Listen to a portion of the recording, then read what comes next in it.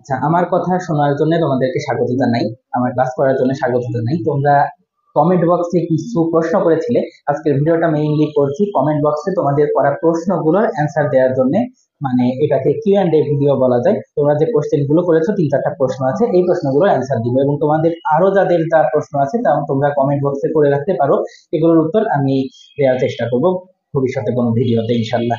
তো একজন প্রথম প্রশ্ন যেটা বিদ্যুৎ বরণ বড়ুয়া করেছে, ভাই ইনসুলিন তো প্যানক্রিয়াস প্রডিউস করতেছে, তাইলে লিভারের ফাংশন কিভাবে হলো? এটা মানে ইনসুলিন প্যানক্রিয়াস বা অগ্নাশয়ের আইলেটস অফ ল্যাঙ্গারহ্যান্স থেকে তৈরি হয়, এটা আমরা দেখেছি, কিন্তু এটা বইয়ে যকৃতের কাজের মধ্যে আলোচনা করা আছে। এইটা কিভাবে সম্ভব, এইটা প্রশ্ন ছিল। তো আমরা মনে রাখবো যে আমরা তো পরিপাক নালী দেখেছি, এইদিকে পাকস্থলী থাকে। তো পাকস্থলীর পরে এই জায়গাটায় অগ্নাশয় থাকে, আমরা দেখেছি। পরিপাক অধ্যায়ে ডিটেইল ভিডিও দেয়া আছে।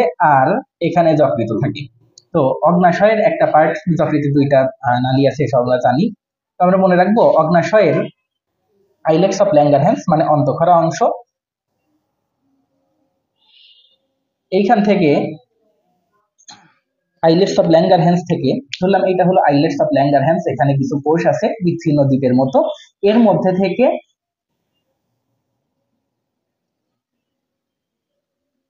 ইনসুলিন তৈরি হয়। আর ওরা আরো অন্যান্য হরমোন আছে, গ্লুকাগন তৈরি হয়, এগুলো আমরা জানি। তো ইনসুলিন তৈরি হওয়ার পরে সেই ইনসুলিন কিন্তু অন্তঃক্ষরা গ্রন্থির অংশ, মানে এখানে কোনো নালী নাই আলাদা, রক্তের মাধ্যমে এটা পরিবাহিত হয়। তো ইনসুলিন গুলো সব রক্তে মিশে যায়। রক্তে মিশে যাওয়ার পরে ধরো এদিক দিয়ে রক্ত নালী আছে, চারদিকে সব রক্তের মধ্যে মিশে গেছে, মিশে সেই রক্ত নালীগুলো দিয়ে ভ্রমণ করে ইনসুলিনটা চলে আসে যকৃতে। আমরা হরমোনের সংজ্ঞা যখন পড়েছি তখন আমরা এটা পড়ে এসেছি 9-10 বইতে, যে হরমোন হলো এমন কিছু পদার্থ যেটা একটা নির্দিষ্ট জায়গায় উৎপন্ন হয়, কিন্তু রক্তের মাধ্যমে বাহিত হয়ে দূরবর্তী স্থানে গিয়ে কোষের কার্যাবলী নিয়ন্ত্রণ করে। তো ইনসুলিনের উৎপত্তি হয় প্যানক্রিয়াসে, কিন্তু ইনসুলিন রক্তের মাধ্যমে বাহিত হয়ে যকৃতের মধ্যে চলে আসে এবং আমরা পরেরটুকু তো জানি, যকৃতে এসে এটা গ্লুকোজকে গ্লাইকোজেনে পরিণত করে। তাহলে ইনসুলিনের উৎপত্তি অগ্নাশয়ে কিন্তু কাজ করে যকৃতে, এই জন্য ইনসুলিনকে অগ্নাশয়ের মধ্যে আলোচনা করা হয়েছে, আবার যকৃতের মধ্যে আলোচনা করা হয়েছে। আশা করি তোমার উত্তরটা পেয়েছো। নেক্সট প্রশ্ন হলো ম্যাক্রোফেজ এবং কাপ্ফার কোষ কি একই? হ্যাঁ, ম্যাক্রোফেজ হলো শ্বেত রক্তকণিকার একটা অংশ। আমরা জানি শ্বেত রক্তকণিকা 2 রকম আছে, গ্র্যানুলোসাইট, অ্যাগ্রানুলোসাইট। এর মধ্যে একটা হলো মোনোসাইট। তো মোনোসাইটটা যখন পরিণত হয় তখন আমরা বলি ম্যাক্রোফেজ, এটাও আমরা জানি। মেইন কথাটা হলো ম্যাক্রোফেজ বিভিন্ন জায়গায় থাকতে পারে। আমরা নর্মালি চিন্তা করি যে শ্বেত রক্তকণিকাগুলো তো বিভিন্ন জায়গাতে থাকে, কারণ সব জায়গাতেই জীবাণু ভক্ষণের দরকার আছে, শ্বেত রক্তকণিকার কাজই হলো জীবাণু ভক্ষণ করা। তো যদি আমরা নিঃশ্বাসের সাহায্যে কোনো জীবাণু ঢুকে যায় আমাদের নিঃশ্বাসের সাহায্যে, সেটা ফুসফুসে যাবে। তো ফুসফুসে তাহলে শ্বেত রক্তকণিকা থাকা জরুরি বা ম্যাক্রোফেজ থাকা জরুরি। তো ফুসফুসের অ্যালভিওলাসের মধ্যে যে ম্যাক্রোফেজটা থাকে এটাকে বলা হয় অ্যালভিওলার ম্যাক্রোফেজ। আবার ম্যাক্রোফেজ যদি ত্বকে থাকে, ত্বকেও কোনো জীবাণু আসতে পারে, ত্বকেও ম্যাক্রোফেজ আছে, ত্বকের কোষগুলোর মধ্যে, ত্বকের রক্তনালীর মধ্যে। তো এই ম্যাক্রোফেজ গুলোকে বলা হয় ল্যাংহ্যান্স কোষ। আমরা অস্থি অধ্যায় মনে হয় পড়েছি, ওখানে দেখেছি অস্থির কোষ 4 রকম: অস্টিওপ্রোজেনিটর কোষ, অস্টিওব্লাস্ট, অস্টিওসাইট, অস্টিওক্লাস্ট। এর মধ্যে এই যে অস্টিওক্লাস্ট নামটা আমরা পড়েছি, অস্টিওক্লাস্টটা হলো এক ধরনের ম্যাক্রোফেজ। মানে ম্যাক্রোফেজই যখন অস্থিতে যাচ্ছে তখন নাম হয়ে যাচ্ছে অস্টিওক্লাস্ট। ম্যাক্রোফেজই যদি ফুসফুসের ম্যাক্রোফেজ হয় অ্যালভিওলাসের, তাহলে অ্যালভিওলার ম্যাক্রোফেজ।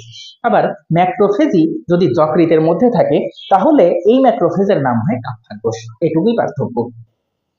আচ্ছা, আশা করি উত্তর পেয়েছো। এরপরের প্রশ্নটা করেছিল রিদওয়ান রাকিব নামে একজন ভাই। আসসালামু আলাইকুম ভাইয়া, আপনি গ্যাস্ট্রিক জুসের ক্ষরণ অংশে 3টা পর্যায় লিখেছেন, লাস্ট যেটা সেটা আন্ত্রিক পর্যায় হবে মনে হয়, কষ্ট করে 3 নম্বর পর্যায়টা আন্ত্রিক নাকি সেফালিক জানালে উপকৃত হব। হ্যাঁ, 3 নম্বর পর্যায়টা আন্ত্রিক পর্যায় হবে, সেফালিক পর্যায় বলতে প্রথম পর্যায়টাকেই বোঝানো হয়। এটা আমার মিস্টেক হয়েছিল, তো মিস্টেকটা তুমি ধরতে পেরেছো, এই জন্য তোমাকে সাধুবাদ জানাই। আর যারা যারা এই অধ্যায়টা করেছো তারা আন্ত্রিক পর্যায়ে যদি শেষের পর্যায়টা যদি সেফালিক পর্যায়ে পড়ে থাকো তাহলে সেটা শুধরে আন্ত্রিক পর্যায়ে করে নিও নিজ দায়িত্বে।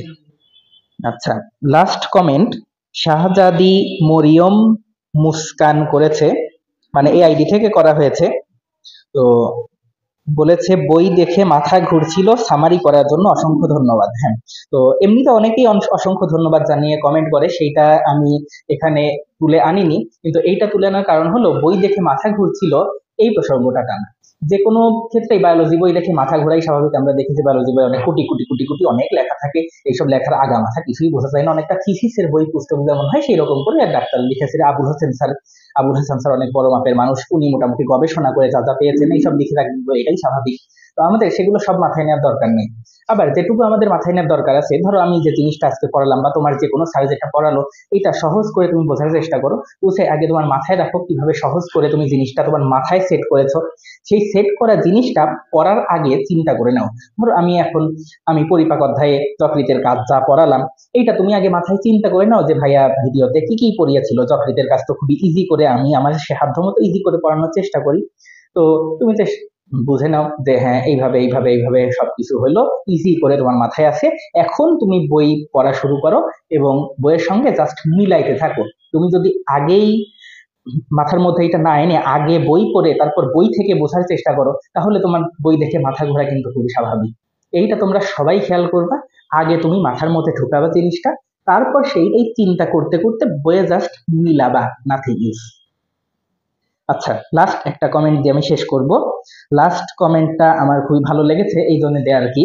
ভাই, হ্যাঁ, জার্নি বিয়ন্ড সায়েন্স নামে একটা চ্যানেল থেকে কমেন্ট করা হয়েছে। ভাই, আপনার ভিডিও অনেক কাজে লেগেছিল এইচএসসি তে, এখন আমি বুয়েটে পড়ছি ভাই।